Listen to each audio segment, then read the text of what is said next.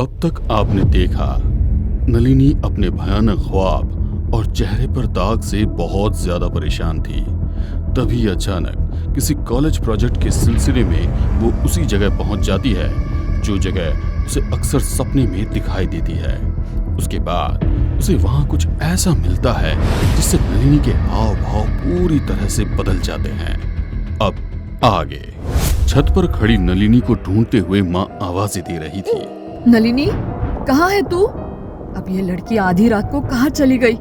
तभी उन्हें छत के दरवाजे खुले दिखाई दिए। वो धीरे धीरे छत की ओर बढ़ने लगी। टेरेस पर चारों तरफ स्याह अंधेरा था। उस अंधेरे में उन्हें एक आकृति नजर आने लगी। वो आकृति कोई और नहीं बल्कि नलिनी थी। नलिनी, ये छत पर क्या कर रही हो तुम? रेलिंग से नीचे उतरो, तुम्हें लग जाएगी। नलिनी! माँ की आवाज सुनकर नलिनी पीछे पलटी और रेलिंग से नीचे कूद गई। वो बिल्ली जो उसकी गोद में थी उसने उनकी ओर झपट्टा मारा तो उनकी चीख निकल गई। उनकी चीख सुन नलिनी ने एक पल के लिए आंखें फाड़कर उनकी ओर देखा, फिर अगले ही पल वो वहीं बेहोश हो गई। अगली सुबह जब उसे होश आया तो उसका सिर बहुत भारी था। उसे समझ नहीं आ रहा था कि उसके साथ क्या हुआ। पूरा शरीर उसका दर्द से टूट रहा था। माँ कहाँ हो आप? माँ, मुझसे उठा भी नहीं जा रहा। माँ! उसकी आवाज सुनकर माँ भागती हुई आई। बेटा, शुक्र है तुझे होश आ गया। पूरे 36 घंटों के बाद तूने आंखें खोली है। क्या कहा? 36 घंटे? मैं इतनी देर बेहोश रही? बेटी, तुझे क्या हुआ था? आधी रात के वक्त छत पर तू क्या कर रही थी नलिनी? मैं छत पर? वो भी आधी रात को? माँ, आप एक कैसी बातें कर रही हो? मैं छत पर क्यों जाऊंगी? मेरे सर में बहुत तेज दर्द हो रहा है माँ। मुझे कुछ भी समझ में नहीं आ रहा। अच्छा ठीक है, ज्यादा मत सोच नलिनी, अभी हल्दी का दूध लेके आती हूँ। हाँ? कहते हुए माँ ने उसके गाल पर हाथ फेरा तो उसके चेहरे के दाग से मवाद निकलने लगा। ये क्या है? तेरे चेहरे को क्या हुआ नलिनी? एक तरफ नलिनी की खराब हालत तो दूसरी तरफ उसके चेहरे का दाग और कुछ ज्यादा ही बढ़ गया था। ये देख उन्होंने तुरंत पंडित जी को फोन लगाया। उनके बुलाने पर पंडित जी तुरंत वहां आ गए। मैं आपकी बिटिया की कुंडली का गहन अध्ययन करके आया हूँ। ऐसी कुंडली मैंने आज तक नहीं देखी। उसकी कुंडली में राजयोग भी है और साथ ही ढेर सारी परेशानियां भी। रही उसके चेहरे के दाग की बात, तो उसके चेहरे का दाग उसके पिछले जन्म से जुड़ा हुआ है। पिछले जन्म से जुड़ा हुआ दाग? ये क्या कह रहे हो पंडित जी आप? समय के साथ आपको आपके सारे सवालों का जवाब मिल जाएगा। फिलहाल हमें आपकी बेटी के पास जाना है। उसे विशेष सुरक्षा की आवश्यकता है। पंडित जी के कहने पर चंद्रिका जी उन्हें अपनी बेटी के पास उसके कमरे में ले गई। पूरे कमरे में अंधेरा था। खिड़कियों पर कर्टन कुछ इस तरह लगे थे कि रोशनी की एक किरण भी कमरे में नहीं आ रही थी। उस अंधेरे में कुछ चमक रहा था, तो वो थी नलिनी की दो आंखें जो पंडित जी को ही घूर कर देख रही थी। पंडित जी इस बात से अनजान थे, मगर उनकी छठी इंद्री उन्हें सचेत कर रही थी कि कुछ तो गड़बड़ है। उस डर की सिहरन से उनके रोंगटे खड़े हो गए। जैसे ही उन्होंने कमरे का दरवाजा खोला, उनके सामने एक करीबन 6 फुट लंबी पुरुष की आकृति साफ साफ नजर आ रही थी।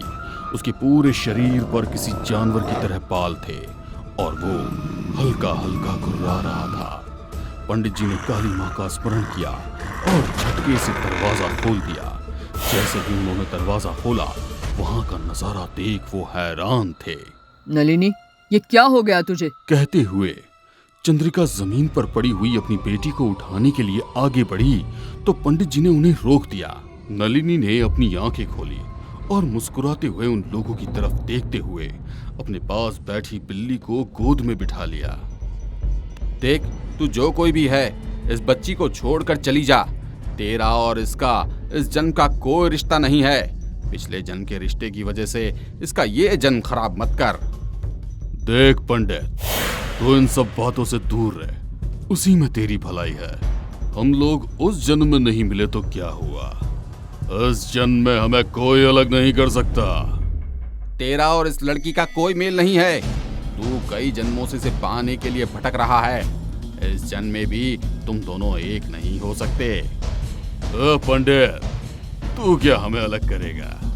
ये पिछले कई जन्म मन से तो काफी मजबूत थी, मगर इस बार मैंने ऐसा खेल खेला है कि इसका मनोबल ही टूट गया और मैंने इसके शरीर पर कब्जा कर लिया। इसके चेहरे का दाग देख रहा है। इस दाग के रूप में सालों से इसके साथ हूं और अब ये साथ और लंबा चलेगा। कल रात को हमारा मिलन हो गया है। जल्द ही मेरा अंश इस दुनिया में आ जाएगा। फिर मैं और नलिनी हमारी एक अलग दुनिया बसाएंगे। कहते हुए नलिनी के भीतर जो साया था वो जोर जोर से हंसने लगा। दुष्ट आत्मा चाहे कितनी ही ताकतवर क्यों ना हो, वो ईश्वर की शक्ति के आगे कुछ भी नहीं है। पंडित, तो अपने ईश्वर की ताकत को भी देख ले, देखा जाएगा जो होगा। कहते हुए उसके शरीर से एक काला धुआं निकल के नलिनी के पास बैठी बिल्ली में समा गया और नलिनी बेहोश हो गई। पंडित जी ने अपने साथ लाए हुए गंगा जल को उसे पिलाया और फिर उसके सिर पर हाथ रखकर कुछ मंत्रों का जाप किया। जैसे ही पंडित जी का मंत्रोच्चारण खत्म हुआ, नलिनी को होश आ गया और वो हैरानी से अपनी माँ की ओर देख रही थी, क्योंकि उसे समझ नहीं आ रहा था कि उसके साथ क्या हो रहा है। माँ मेरा सर, माँ मेरा सर बहुत भारी हो रहा है। आंखों के आगे अंधेरा आ रहा है, कुछ भी समझ में नहीं आ रहा है माँ। पंडित जी ने उसके सिर पर हाथ रखा और कहा, बेटा, अभी थोड़ी देर के लिए सो जाओ। जब तुम्हारी नींद पूरी होगी तो तुम्हें अच्छा लगेगा। पंडित जी की बातों का नलिनी पर कुछ इस तरह प्रभाव पड़ा कि उसे तुरंत ही नींद आ गई। पंडित जी और चंद्रिका जी दोनों उसके कमरे से बाहर निकले। पंडित जी, ये मेरी बच्ची को क्या हो गया? वो शैतान कह रहा था उसका अंश इसके साथ है। सब कुछ खत्म हो गया पंडित जी। कहते हुए वो जोरों से रोने लगे। चंद्रिका जी, ये बड़ी मुसीबत का समय है। इस समय आपको धैर्य से काम लेना होगा। हमारे शास्त्रों में इस समस्या का कोई निदान नहीं है, मगर काली विद्या के जरिए हम इस समस्या का समाधान कर सकते हैं। काली विद्या? विद्या कोई भी बुरी नहीं होती। काली विद्या भी हमारे पूर्वजों ने हमारी भलाई के लिए ही सिखाई थी, मगर कई लोगों ने उसका गलत इस्तेमाल किया। हम लोग खुशकिस्मत हैं कि आज ही शुक्ल पक्ष का प्रदोष है। प्रदोष से क्रिया शुरू होकर अमावस्या तक खत्म हो जाएगी। कुछ सामग्री की लिस्ट आपको मैं दे देता हूँ, उसे देर रात इकट्ठा करके रखना। आगे ईश्वर की मर्जी। जैसे ही रात के 9 बजे पंडित जी चंद्रिका जी के घर आ चुके थे। नलिनी अभी भी सो रही थी। आपके कहे अनुसार मैंने पूरी सामग्री इकट्ठी कर ली है, मगर सब कुछ ठीक हो जाएगा ना पंडित जी? गुरुजी खुद संशय में थे, इसीलिए उन्होंने चंद्रिका जी की बात का कोई जवाब नहीं दिया। उन्होंने पूजन की किताब से मंत्रोच्चारण करना शुरू किया।